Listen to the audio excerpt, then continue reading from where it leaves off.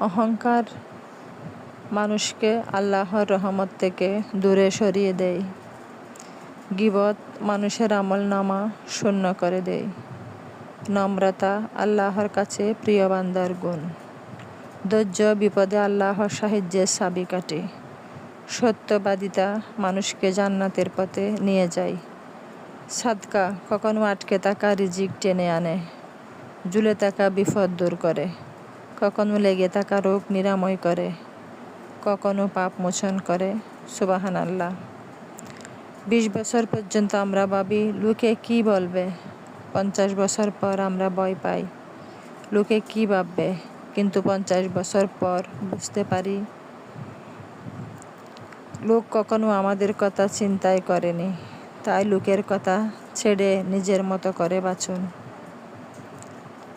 জনপ্রিয়তা থাকলে সমালোচনা হবে, আর যোগ্যতা থাকলে মানুষ আপনাকে হিংসা করবে। এগুলো নিয়ে মন খারাপ না করে সৎভাবে এগিয়ে যান।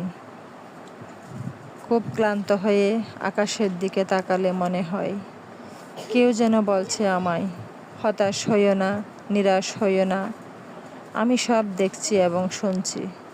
একদিন সব ঠিক হয়ে যাবে।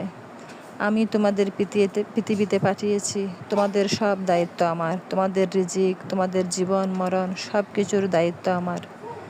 তাই তো জীবনে কখনো কোনো মনে কষ্ট আসলে মানুষকে না বলে আকাশের দিকে তাকিয়ে সৃষ্টিকর্তাকে বলুন। দেখবেন একদিন আপনার সব দুঃখ কষ্ট চলে যাবে, অন্ধকার কাটিয়ে আলো ফিরে আসবে, জীবনের সব দুঃখ মুছে গিয়ে